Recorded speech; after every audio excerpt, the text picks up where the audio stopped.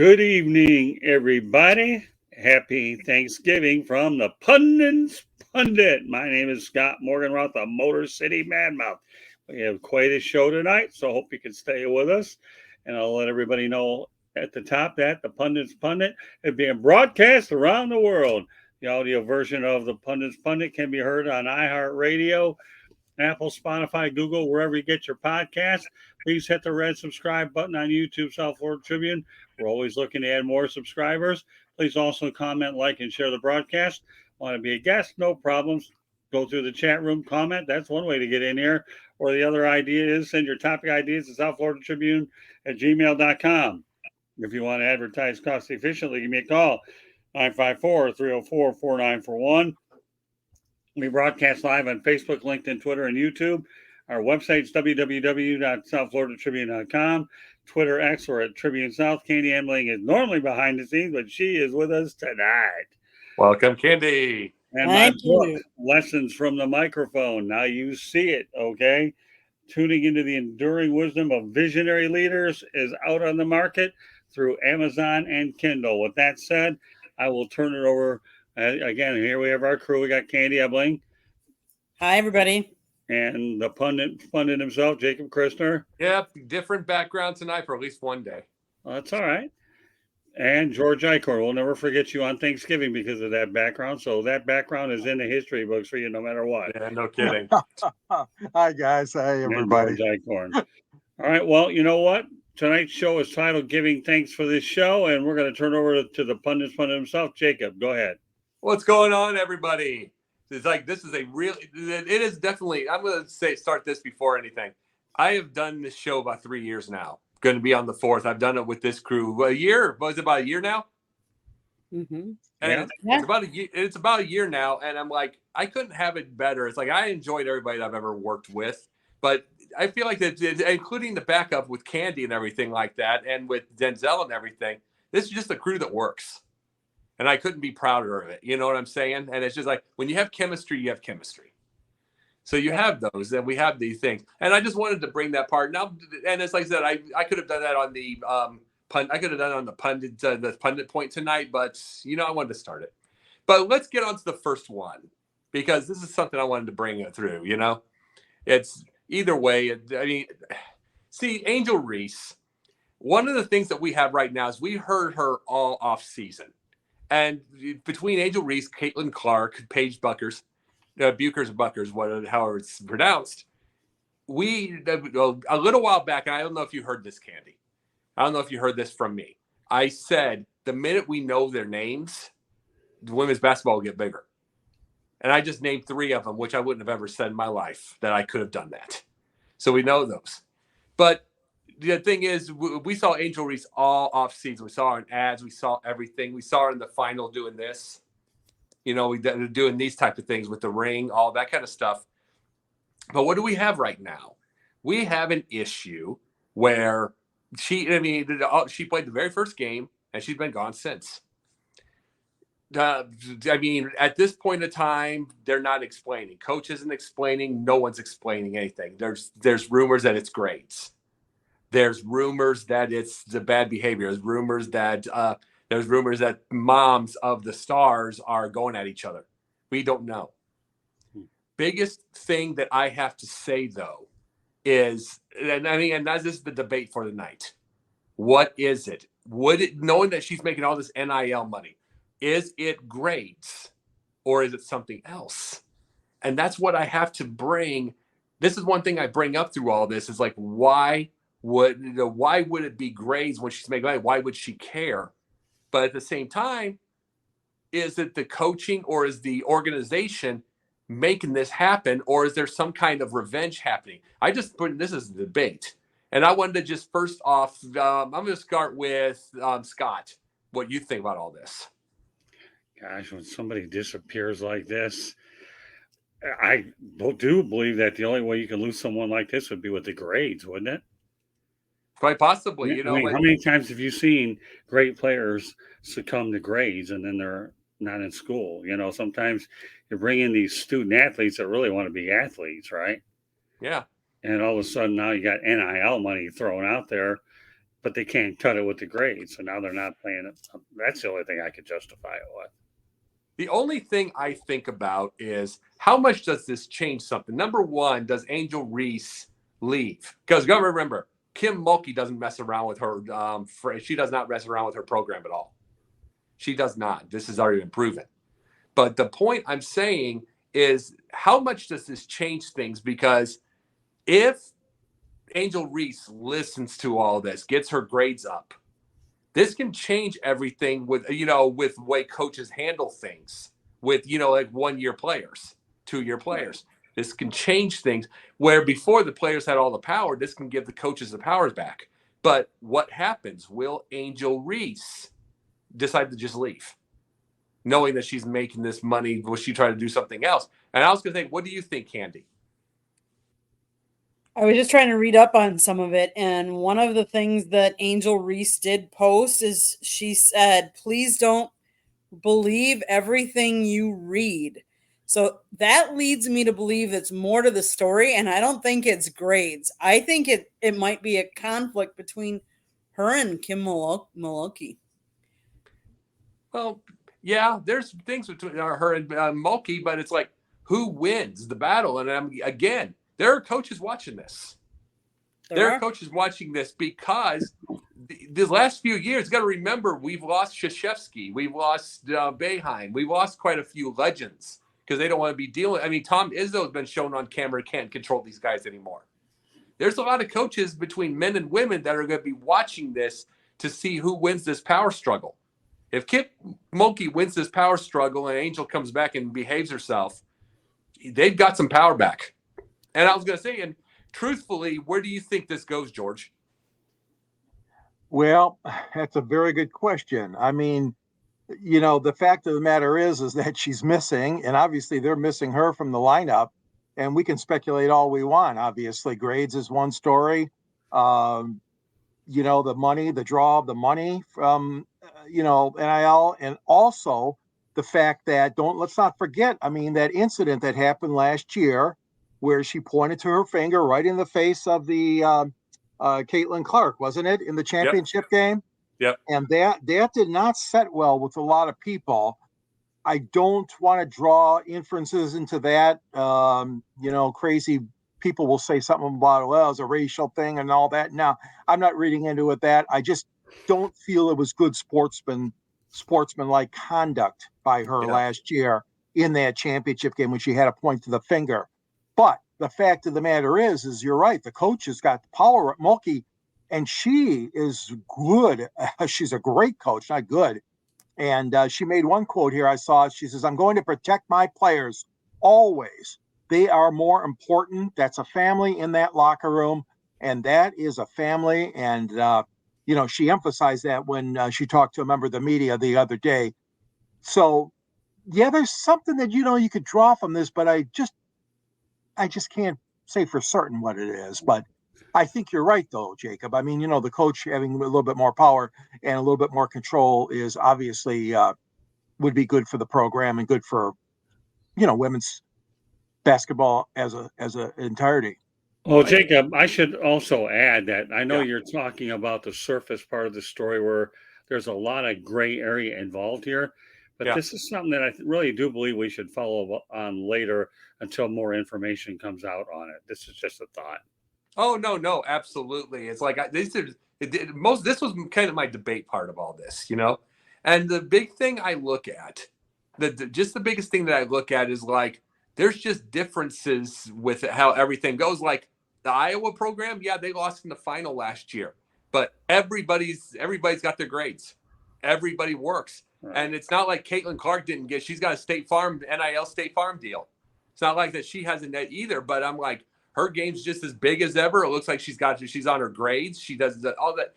To me, it's like, I don't want to call it a culture difference. I don't want to do that. I don't want to call it where we are, like between Louisiana and Iowa. I don't want to call it something like that because there are players in Louisiana that are following their rules. Sure. There are with Kimmulkey. So it's not any of that part. It's just like that's the only thing I'm asking is what's caused this. what started it in the first place, and will we know in 10 years? Because Kimmulkey, I think she's doing the right thing and she's trying to protect the kids. Absolutely.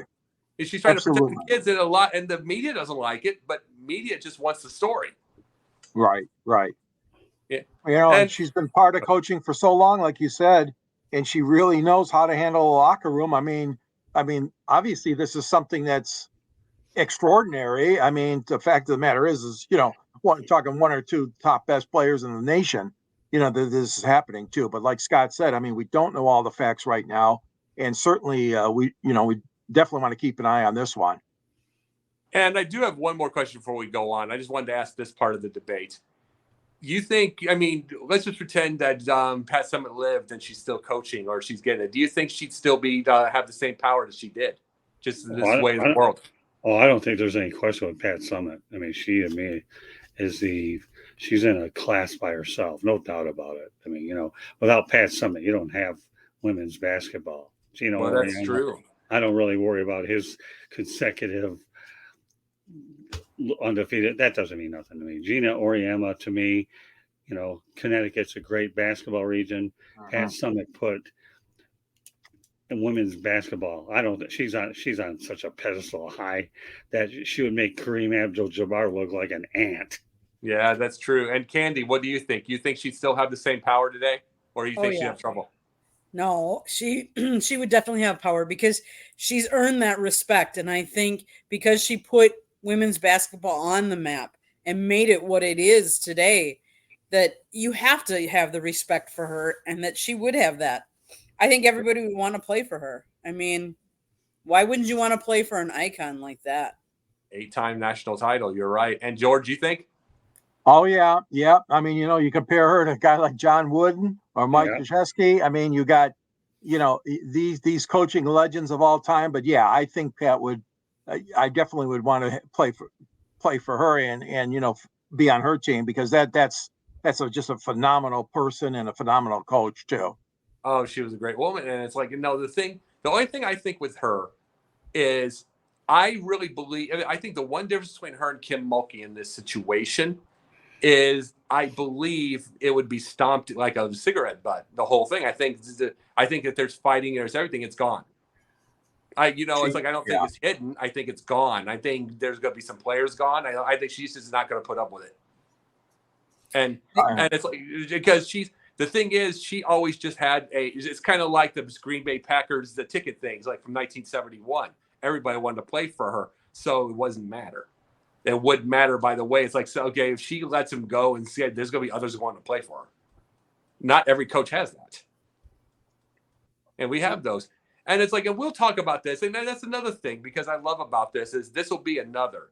Just like what we're going to talk about Sunday night, I'm going to bring up on there. It's like we brought up Aaron Batson last week. We'll bring that up also. There's 101 things. But we have another title here. We have another topic, and this one's big. I want you to hear this. Number 2. Did you guys hear about this weekend? Mm-hmm. Yeah. Oh, my Lord. So people always will say about these stadiums. They'll always say this. They say, why this stadium was good. This was perfectly fine. This was perfectly good. And all that. Why do they keep building these? Then you get FedEx Field, which was FedEx. FedEx was the same as RFK Stadium, wasn't it? Or was it built? Well, no, it was built. I've been in both RFK Stadium and FedEx Field. So it was built then. But see, that's the reason I asked, because of the age already. I was wondering if it was the same and it was a different day. That's what I was asking. Yeah. So, but this is literally the story for anybody that did not hear. They lost power. They lost water power, basically water heater. They lost it all, so the players could not shower after the ball game in a NFL stadium. They couldn't shower. They couldn't do anything. Couldn't play the water. And it reminds me, and I think you and George here, Scott, we're going to know the story. Sick Stadium, Seattle. Right. Sick State. You know that story, George? No. Sick Stadium. One thing I can tell you about Sick Stadium is the Seattle Pilots played there in 1969, and they became the Milwaukee Brewers in 1970. Well, here's the story of Sick Stadium. And I want everybody to listen to this because it is funny. The whole biggest thing was the fact that it's like in Seattle, like in the 30s, there was the serial arsonist who was burning everything down. So they had a legitimate stadium for anybody that wanted to go through, and he just burned everything down. It's kind of an anarcho whatever, kind. So he burned the thing. So it couldn't. They were going to try to get him earlier, and they couldn't. So they build these stadiums. They build these stadiums up over the years. 1969 comes, and they hurry a team in for Seattle, the Pilots, and they get Sick Stadium from a guy named Sick, Emil Sick, who was I think funny thing about his name is I think he was a pharmacy guy. So what do you know? So but Emil Sick, and I believe that's what his name was, and they came from Sick Stadium. And the issue came that it was built too early, and it was built, and they were having to hurry up, and it was tough. They didn't have the pipe. They had the piping for 10,000 people. They brought 25,000 in most games during that first year. So the plumbing went to crap. Everything came up. You couldn't shower. You couldn't flush toilets. Couldn't do anything. So midway through the 6th inning, you'd be smelling sewage. Yeah. And then, like game one of Sick Stadium, while the game was going on, they're still building bleachers. So craziness. So now all of this is reminding me completely of RFK Stadium right now. Not RFK, the FedEx. And it's like, how do we have this in 2023? Go ahead. I want to ask this, George. How do we have this in 2023? Well, that's a good question. I mean, could it dare be the revenge of former owner Dan Snyder? You think he had any? Would he have any power left? That's what I'm saying. I know it's a joke, but would he have any power left to do something like that? Oh, probably not. Probably not. I say that with tongue in cheek, but yeah, it's ridiculous. I mean, come on. I mean, in today's day and age, and especially with well, any stadium, but especially with the NFL, and especially with you're hosting a team from out of state. It's just worst timing. There couldn't be a worse time for that kind of stuff to happen than during a pro football game in the NFL. I mean, it boggles my mind that something like that could happen. Of course, things are made to be broken, and we've had power blackouts out east. We had the big blackout in the Midwest. Hey, we've gone through a lot of different things, obviously, regarding energy and regarding things like plumbing and that. But no, I was flabbergasted. That is, and not only that, but it's embarrassing, obviously, for the Washington franchise too. Well, yeah, that was the big. That's the big thing. A lot of like old school fans that like for instance, there are old school fans of the Bears that want to keep Soldier Field, even though it's going to go into the burbs. They're going to have a new stadium, but they're not realizing that every single time you're going to get a story like this. And Soldier Field, it's owned by the Chicago Park District. So the problem goes with something like that is their sod is within the top 4 worst every single year. So their field is horrible. So what do you do in a situation like this? It's like we used to remember 30 years old was a young stadium, and now that we have to rebuild again. So, but could they possibly, and I'm going to ask this to you, Scott, could they possibly lose the Commanders? And stuff like that if they don't build a new stadium. Oh, they're going to build a new stadium. They were waiting for Dan Snyder to get out of there. Come on, Jacob. What Kool-Aid are you drinking, pal? I mean, seriously. Dan Snyder, to me, is a guy they wanted out of there. If you go back to Charlotte, they weren't building George Shinnon Cotton Pickens Stadium until they got him out of there. And what Dan Snyder did was simply one thing, Jacob, okay? Neglect. He didn't want to do any maintenance if he had to. You're talking about a guy that charged people to go ahead and see, at that time, the Redskins, to see the charge admission for training camp. Did you ever know that? Yeah, I do. Snyder did that. So that was neglect. Josh Harris will get it straight. Magic is around. Anything Magic gets his hands on, he turns to gold anyways. But simply neglect. Dan Snyder said, I want a new stadium. NFL wasn't giving it to him, or not NFL, but the district wouldn't. Now you have new ownership. They'll probably try to clean it up a little bit for about a year or two until they get their hands on their stadium situation. Plus, they have another problem. The product on the field stinks. Okay? So better than last year. Better last year, but still stinks.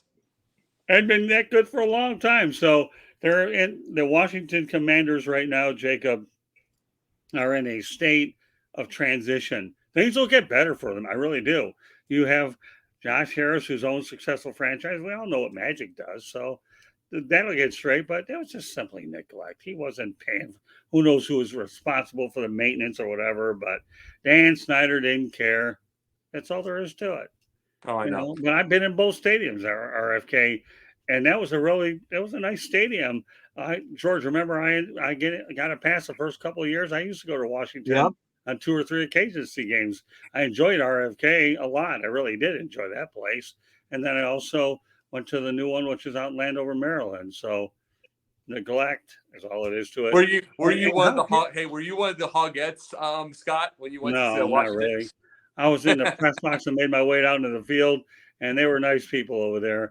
The problem was the Lions were playing in the run and shoot, and we were losing by high margins, and we couldn't control the football. I don't know what I was, but I can tell you what, it was great to see a game with the Redskins over in that venue, over at RFK, when obviously it has a great amount of tradition. So. Oh, and the thing I look at, and you're correct on that. You are right that they're not going to neglect it. But all I remember is when Soldier Field got neglected. No, they're not going to neglect. They're going to get not the new ownership. They won't. Yeah, but I remember when the Bears renovated Soldier Field, so they used University of Illinois' field for a year. They used Memorial Stadium for a year, and it's like you just wonder. Okay, they're not going to leave, but you got to wonder if they're going to use a stadium like Maryland Stadium for a year to do that. Would the NFL allow that now, just because it's a different day? Oh, they don't care. If they knew they could get a stadium there, well, what if 2 scenarios going to happen? Remember, Maryland's not that far away, okay? Remember, they allowed the Vikings to use the University of Minnesota, and the Vikings made some necessary upgrades over there. They don't care, or they either rip that thing down, go there, or they'll play in until they get a new venue. I believe the new stadium they want is in downtown D.C. anyways, or somewhere in that district. So they could play there until it gets fixed. I don't think the NFL's worried about where they would be temporarily. I really don't. Yeah, and okay, Candy, I'm going to ask you this question. You've been a Green Bay fan all your life. You know what I'm saying? You've been Green Bay, everything with Lambeau. Knowing the owner, I mean, is it what keeps Lambeau up? It's like, is it the ownership of the people, or what keeps Lambeau? Because Lambeau's an older stadium, but it looks up to tape every single year. I think because they know that they don't want a new stadium. It's so iconic that they keep having to do repairs to it constantly. And I think that's part of it.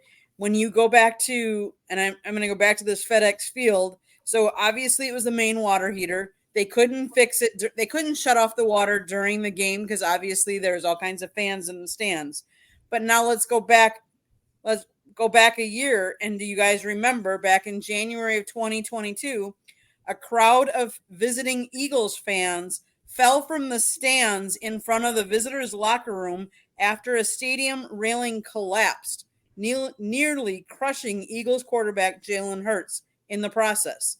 And then dial it back a year before that.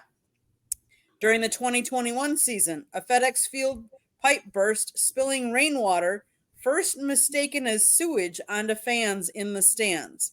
So obviously this is a stadium that needs TLC.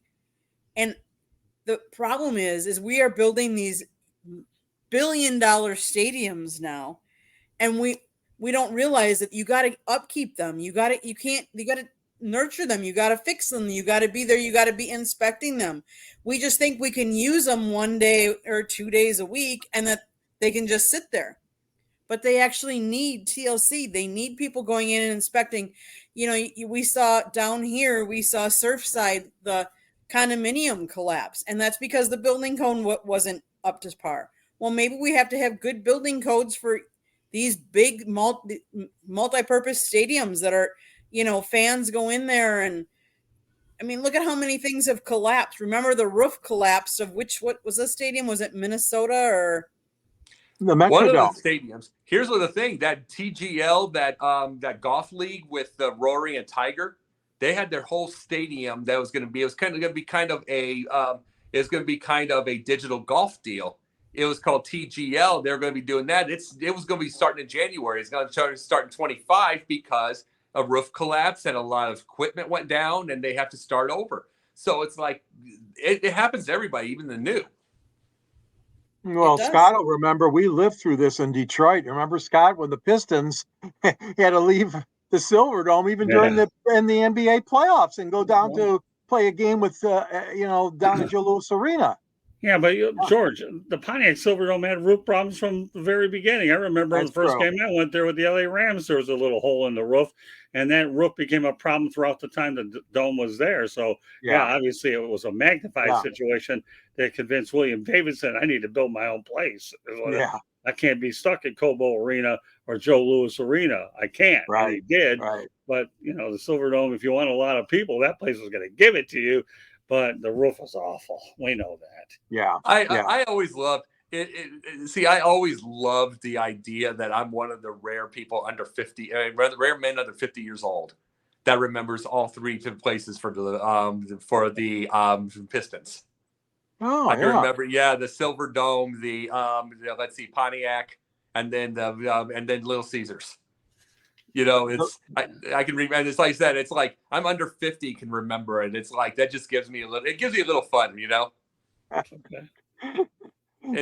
They've moved around quite a bit, the Pistons, but they're happy where they're at now. But the Silverdome, that's kind of one of those things that it wasn't really run by the Pistons or the Lions. They had this Pontiac Metropolitan Stadium Authority or something like that. It was called that. So in other words, there was this other group that oversaw the maintenance and the repairs and things like that. So the Lions and the Pistons were removed from that aspect of it, but they were not happy, obviously, when they saw things like Scott said, a hole in the roof or rain pouring in or snow melting and coming in. Yeah. These stadiums do require a lot of maintenance, obviously. Well, and before we go into the final one and then the pundit points, I wanted to ask this to all of us, to three, you and me. I wanted to say, and I think this is the case here. This is a businessman. We know Dan Snyder neglected, but this is a businessman, supposed to be a businessman. Do you think, and I believe he possibly did, just because out of spite, guilt, not guilt, but just spite, ego, whatever. You think he did it on purpose, or he literally just had a bunch of money, doesn't know anything? Because with a thing like a FedEx field, you're supposed to be keeping up, just like buildings. Maybe it's the idea that you're building, that you own a building. You need to keep it up to code. You need to be able to do all this. And it's not, I own a stadium. And it's like, you need to keep up the code. You need to keep up the water heaters, all that stuff. Do you think he doesn't want to spend money, or do you think he just did not know anything?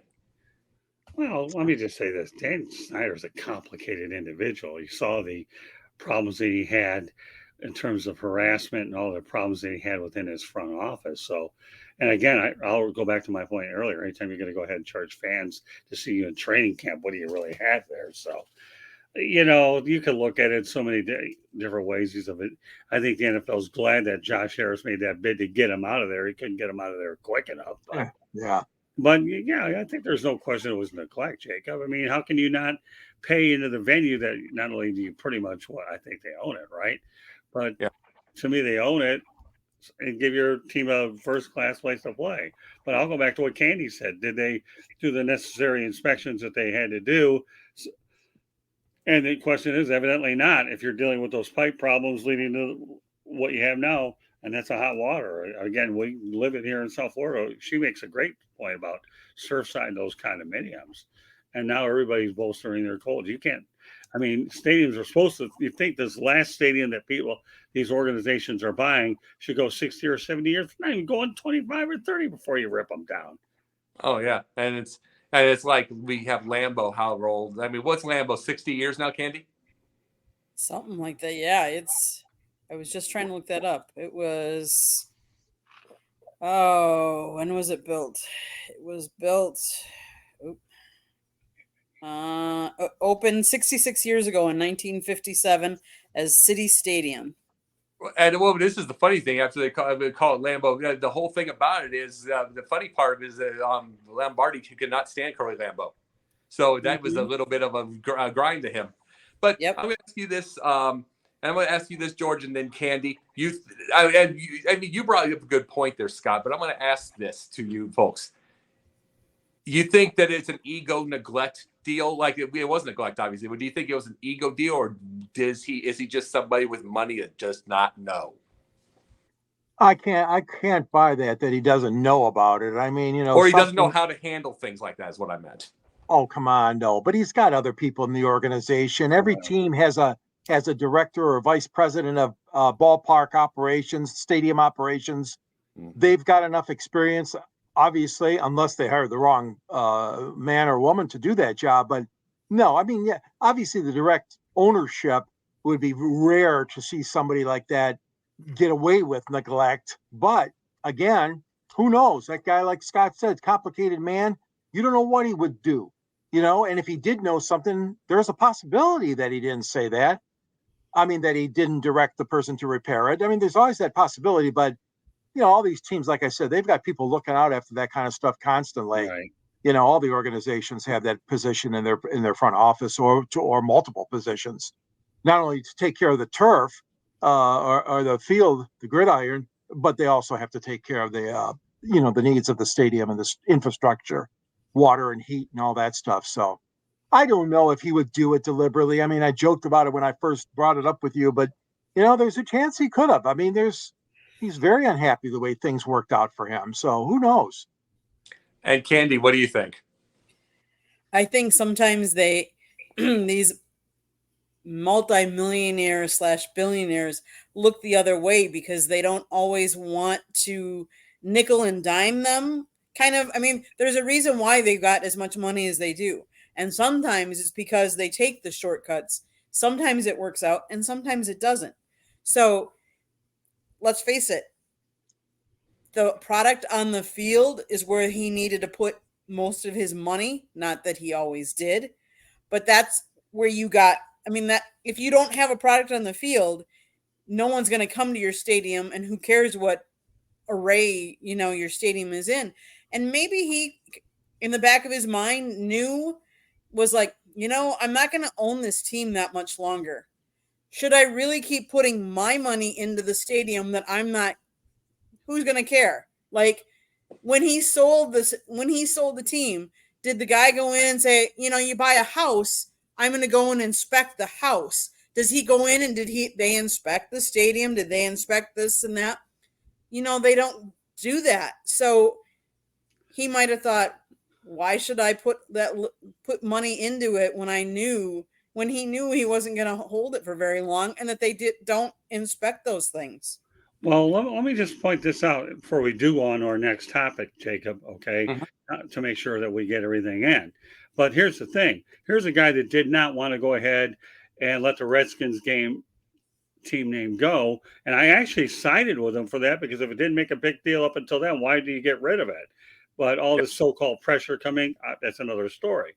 But let's not kid yourself. He really didn't want to sell it, but he kept getting himself into, pardon the expression, more and more hot water here, is what he did with all the things that were going on. You think Albert Hainsworth was a wise investment? No, and a lot of the other over-the-hill guys that he paid a boatload of money, you brought in name recognition, and you didn't get it on the field. So when you put things in perspective with this guy, Dan Snyder, he would have stayed on as long as he could. He really would, until his hand was forced because of the way he ran his organization. So, and one of the thing about it, all I can think about is I talk about the Bears being cheap like crazy. The McCaskets, I call about the McCaskets with them, the dusty old ashtrays. I call them that. But here's what's funny: during COVID, when they did the COVID testing and they did all of the stuff with the Hallis Hall and everything, number one in the NFL, spent all the money. They spent all, and to this day, they kept all of it. They didn't take it down or anything. They still have the touchless to lights. They still have everything there. That's the number one. It is the number one. They like the Hallis Hall is number one thing in the NFL, the number one building, as far as for all that kind of stuff. And it's like they spent their money there, so that's kind of weird. So you got to think that even they know better. You know what I'm saying? Even the old ones know better. Yeah. But we get this. Now let's go to the third final because this one's an interesting one here. We get to this here. Have you all read this? I glanced over it, but Yeah. I didn't get in a whole lot. Did you read it, Candy? I did glance. Yep. Basically, what we have is a New York Knicks suing the Toronto Raptors over a possible mole in the organization, and it's like, what's going on here? And I'm going to say, tell me what you read up first. Everything that you read, Candy. Back in August, the Knicks sued the Raptors and a number of their coaches over an alleged theft of proprietary information. It had to do with they stole like a play frequency report, a prep book for the 2022-23 season, video scouting files and materials, and more. That's what I read. Now I got to ask this question. Toronto's won a title and been in playoffs. I mean, in the playoffs in the last years. What you would think if they're going to steal from somebody, okay, it'd be Golden State. It'd be even the Lakers who've had them recently. Why the Knicks? What about? I mean, the Knicks are a legendary organization, but they haven't won anything since '73. That's where I'm wanting to go into the thing. I want to ask this about it, Scott. Why them? I don't know why them. But why them? But what? It's well, like, I mean, what I'm saying, you're asking me why them? Yeah, I agree. If you're going to steal from somebody, do a whole lot better than the New York Knicks for crying out loud. Yeah. I mean, really. I mean, this organization hasn't been relevant since James Dolan took over. And you know something, there's a lot of stories on Dolan, but really, so it's like, here's the thing. So what happened in the middle? Did someone from the Knicks, and I'm going to ask this, Candy, did someone from the Knicks hire someone from the Raptors? Or the other way? According to the Knicks, someone who is now the Raptors head of video and assistant used his position with the Knicks, which he held from 2020 to 23 to steal this information. So he's now the head video. He's the Raptors head of video, but he used to be with the Knicks. So proprietary information. So you have to wonder, maybe it's not the plays, maybe it's not the product on the court, because the Raptors blow the Knicks away with the product on the court and the talent that they get and all of that. Now I'm going to say this, George. You got to wonder, it makes us wonder, you think that their whole overall organization, like maybe the technology, any of that kind of stuff, is just that much better. Just little things to think about. It's more than the winning, or it's more than, because what we see on the surface, the Raptors blow them off. They blow them out of the water. But it's like, maybe are they trying to get bigger budgets? What are they trying to do here? Well, yeah, I mean, you know, if indeed the Raptors are, a prestigious type of organization when it comes to scouting and analytics and video and all that sort of thing, I mean, there's always a possibility, you know, they went to a team that they really had their stuff together. But, you know, it is kind of strange, you know, that it was the Knicks. I mean, obviously, we know that they've struggled a lot, obviously, for many, many years, even when Isaiah was there as the president of the operations and that. But there's no reason why teams should have to do this. I mean, you know, we're going through this stuff right now, but on a totally different level with Jim Harbaugh and University of Michigan being under investigation. And I tell you what, you're taking so much of a chance, even if you do find a mole like that, because if something like this could break open. And it looks terrible as far as your team goes if something like this would happen to you. You know, and these intelligence secrets on the players, I mean, you know, I don't know what they're all about, these reports and stuff, but you know, everybody's got analytics going now. Of course, every sport, we've seen so much of it in baseball, but basketball too. I mean, there's certainly, but I agree. I mean, it is strange to have this come from the Knicks, seeing they haven't won anything in umpteen years. We're looking at, this will be 50th year this year. Oh my gosh. 50th year for the Knicks. And it's like, we laughed with the Cubs with 108. But here's the funny thing with it. They won in 2016 and been to 3 playoffs since. You know what I'm saying, for the Cubs. And it's like, but the Knicks still are. It's like the Knicks and the Guardians are like the 2 left that don't. Yeah. In Cleveland, they're the 2 left. But really but the thing is, it makes you wonder if the streaks will ever get broken. If you've got the greatest of analytics for a team like Toronto who has won, but yet you still can't win it yourself, you have to wonder if a guy like Dolan will ever dole out. And we know how much you love James Dolan, Scott. Why is it that obvious? Oh, yeah, he needs to be the new owner in Detroit. No, I won't do that. But you know what, though? I will use a Rocky reference now that you mentioned. Well, Drago, whatever he hits, he destroys. Well, whatever Dolan owns, he destroys. Yeah. Oh, no, there was a whole 20-minute thing. There was a whole 20-minute deal on Bleacher Report, like a little mini documentary on how, like, very first year Dolan owned it, they went to the finals. That's with a number 8 seed. And ever since he got so addicted to the idea of it, just made dumb move after dumb move after dumb move, and just pieced everything apart. Just got rid of,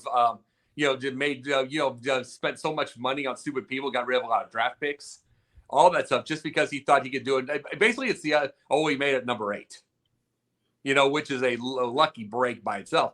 But really, it's telling us now, it was hard enough in our lifetime when we watched the Celtics and the Pistons and all of these type of things, when it's Red Auerbach and it's all the people with Detroit. It was hard enough to win anyway.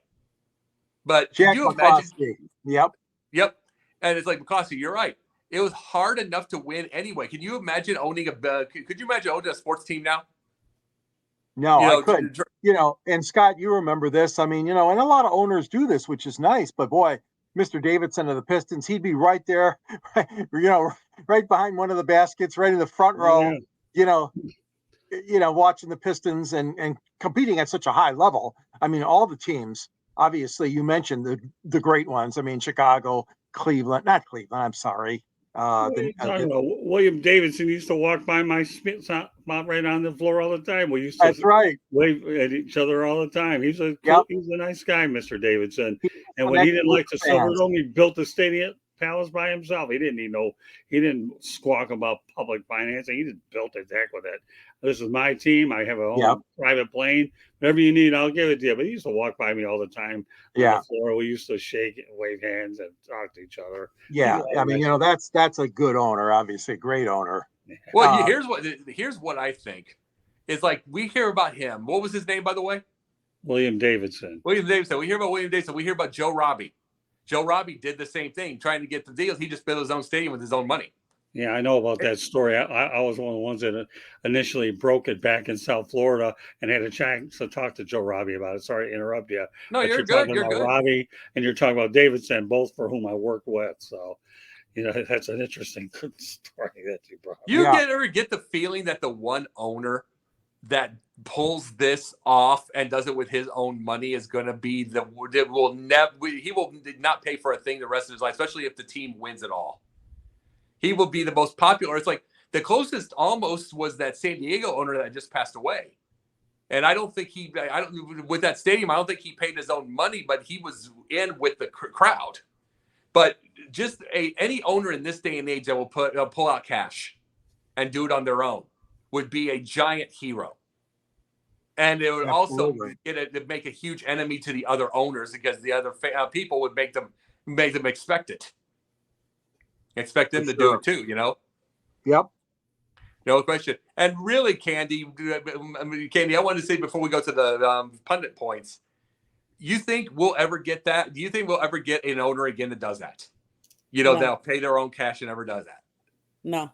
Well, I say that, but then again, I think at some point the fans are going to be fed up and they're going to say, we don't want our money to go to pay for your business. You need to, and I think I hate to say this, but I think the country is getting more where the rich get richer and the rest of us aren't. There isn't going to be all the separation of classes, I don't think. not too far in the distance. You're going to have your really rich and you're going to have the rest of us instead of having a middle class and a lower class. And I think when it gets a little bit more like that, us lower class or middle class, we're not going to pay for it. And you're starting to see that where, like I know in Milwaukee, the smaller towns, they're saying, we're going to do it this last time, but they put up a big fight to pay for these stadiums. They want the owners who own this team, they want the owners that are making the profits to put the money in and build the stadiums, as opposed to us fans. Yes, it's a sport. We get to observe it. We get to, go and enjoy, but we don't get any of the profits from it. Right. Why should we be investing in their place where they make the money? We don't do it we don't do it for McDonald's. We don't do it for any of these other types of companies. Why should we do it for a sports team? Right. And that's understood. And that is an awesome point. And this is probably another, but we probably had 3 part 2s with these topics tonight. Yeah. I love this. And we can say that. And just a thing, I'm just doing this before we go to the deal here. I'm just going to bring this up. I have my pundit points. Let's go to the pundit point real fast. I'm going to go bring this as another part 2. The thing about is we brought this up last week. Erin Batson was she was the all-time leading scorer for the field hockey for North Carolina. 4 national titles. Then they make her the coach. She just got number 5. Wow. She just got number 5. She's 23 years old.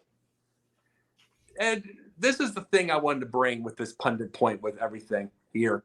It shows a serious level of this is more than competitiveness. There are a lot of people that want to win. Men and women that want to win in this world. They want to. But there's a serious discipline they do not have. It's like it is few that this is one of those that she could probably be a CEO of her own company. She could be like the Blakely from the Spanx. She could be building her own thing, and it'd be worth billions because she has that discipline. And this is where I brought this part up because of our first one with Angel Reese. Is like she's doing with the NIL, but again, paying attention to your grades and then paying attention to everything. Like, say, a Paige Buckers does, like a Caitlinclark does, that's a discipline. That's a discipline for life. And you have these. Anybody has the ability to be able to do it, but it's a special type of talent to be able to keep your discipline going. Because we all fumble. We're humans. We all fumble in the thing, and she probably fumbles in a certain way. But we all fumble, but it is the hardest thing to do to keep the discipline for this. And this is one of the things that we could show in business classes if we were to be professors, is the idea of where you can make your money and where you can be able to do is the constant discipline. And I'm proud of her, and I wish her well. And I hope one day when she's done with coaching that she starts her own company and makes billions. And that is where I was going to go. And it's like, let's go to Candy next. And we'll go up from there. The future of live sports TV is reaching a tipping point. We are nearing the end of 2023. The reckoning point has been on the horizon for a while. 2024 is setting up to be the year the decades-old models of delivering sports broadcasts to people's home undergoes a stark change. Sinclair Broadcast Group announced in a Texas court in mid-November its intent to shut down its bankrupt subsidiary, Diamond Sports Group, which operates 17 regional Bally sports networks across the U.S. at the end of 2024. Diamond's business is going to go away. Diamond is the largest operator of regional sports networks in America. It holds local broadcast rights for 39 teams in the NBA, MLB, and NHL. That's 42% of all live local sports TV inventory, not counting the national rights. Sporting broadcasts are going to change over the course of the next couple years. Am I happy about it? No. But do I want the Comcasts of the world to, or the Amazon Prime and streaming, and now you got to, subscribe to this, you got to subscribe to that. What's going to happen to the local? Let's face it, we're all aging. When you get older, do you want to be streaming this on this and streaming that and streaming that? Where is local sports going to go? Hold on, because it's going to be a bumpy ride, I think. George, you go, because Scott's going to have one that's going to go over to the next. So let's go to George. Well, mine is just, I was a little bit perturbed and a little bit shocked as I sat in the press box for the Lions and the Bears, and I'll tell you why. So upon the third interception thrown by Jared Goff, the fans started booing, and I would say it was more than a few started booing. Now, they must have a short memory, all right? Lions were 7-2, right? 8-2 now, but during that game, they were still 7-2. Come on, really? I mean, this is just ridiculous. I mean, to boo him and the job that he's done. But that wasn't the end of it. Because then at halftime, with special ceremony, Mr. Commissioner was there, Roger Goodell. And Roger was on hand, and they were actually honoring a military veteran. The fans must not known why they was there. I mean, maybe not, but their boos cascaded and all that. It's typical, though. I mean, the Red Wings fans all over boo different commissioners and that. But, I mean, talk about what have I done for you lately. I mean, the Lions were rewarded with one of the biggest plums, well, actually two, in the Ford regime, which was the Super Bowl in Ford Field several years back, and now the NFL draft coming in April of 2024. And I just say that, fans, it can be so fickle sometimes.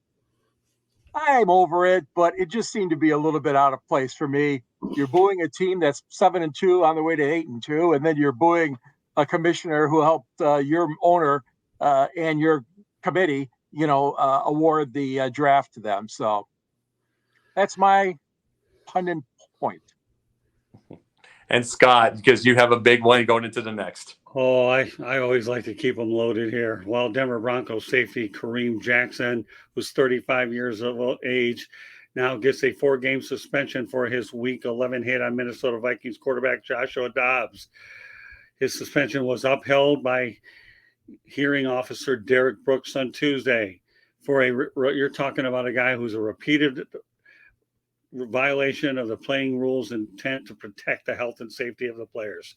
Earlier this season, he had a separate 4-game ban, but it was reduced to 2 games. He forfeited $279,000 then. Mind you, he's been fined 4 times for $89,670.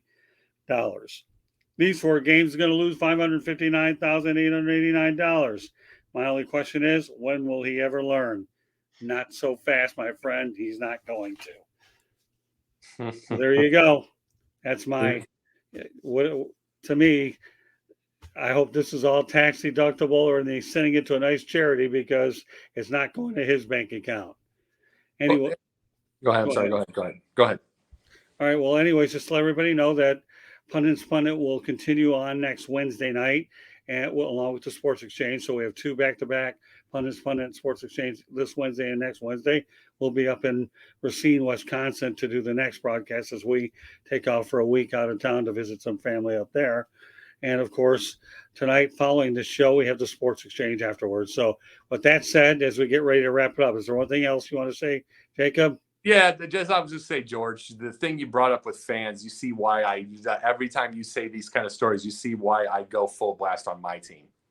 It's like like you brought up with the whole Fields thing, and Fields played pretty well that game. But the little things like these type of deals is like, it is more than where I go a full blast on these fans is it's more than the basically than the surface of everything and more than the winning. It's like they try to be entertained instead of the deal. And it's like, and it's tough to watch. It's tough to watch fan because It's tough to watch because it's one thing if the front offices just put on a product on the field and ignored them. Because if you ignore them, they're not going to go away if you're winning.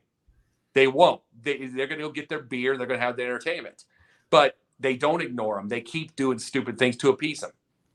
And then you see something like this now, and then the more you boo them, even at 8-2, then they make dumb decisions later, and then you get mad at the front office that try to appease you.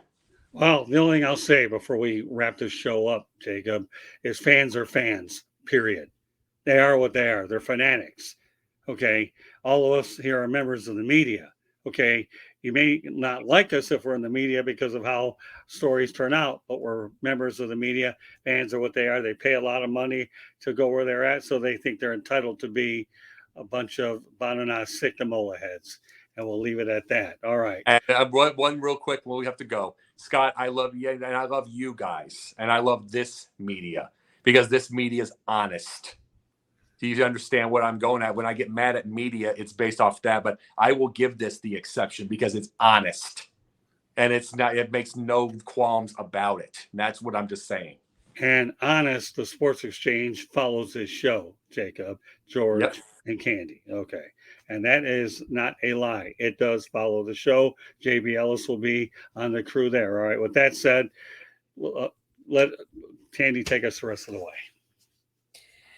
So if you enjoyed this show, please hit that little red subscribe button next to George. Like us, share us, tell all your friends about it. Watch some of our other episodes. We've been on here doing Pundits Pundit here on this platform for a while. Check out other episodes. Check out some of our other shows, Sports Exchange, Inside the Pigskin, 108 Stitches Baseball Talk. We have something for everybody, no matter what you like. But if you have ideas, story ideas, show ideas you want us to cover, or if you want to be a guest, send us your ideas, southfloridatribune@gmail.com. If you want to advertise or sponsor a show, call Scott, 954-304-4941. We broadcast live on Facebook, LinkedIn, Twitter, YouTube, X, whatever you want to call Twitter now. You can also hear us wherever you get your podcasts, Apple, Google, iHeartRadio. Now available, Scott's book, Lessons from the Microphone, Tuning into the Enduring Wisdom of Visionary Leaders. It's available on Kindle and Amazon. Get your copy today. George, how can people get a hold of you? You can read me at the South Florida Tribune under the Motor City Tribune. And also at the end of my column, we always have a link if you want to get a copy of my book, which is about Detroit sports broadcasters. You can click on that link and get your copy ordered. You can reach me at gicorn@yahoo.com and on X, Twitter, at SanGSports99. And find me on 108 Stitches Inside the Pigskin, Pundits Pundit, Sports Exchange, Fire Up. Wonderful programming here. Glad to be part of it on the South Florida Tribune and the Sideline Sports family. Jacob, how can people get a hold of you? 4 days a week of shows, up to 5 shows. Jake the Pundit on Twitter, or X as we call it, Jake the Pundit 1 on TikTok, and then a bunch of different things, a little bit of writings, and maybe even a couple movies here and there. Nice. Great. Scott, how can people get a hold of you? You already gave it all. I don't have to repeat it. We're good. At Tribune South on Twitter for you. There you go. All right. Coming up, Sports Exchange. Thanks for everybody for joining us, and also happy Thanksgiving. Happy Thanksgiving, everybody.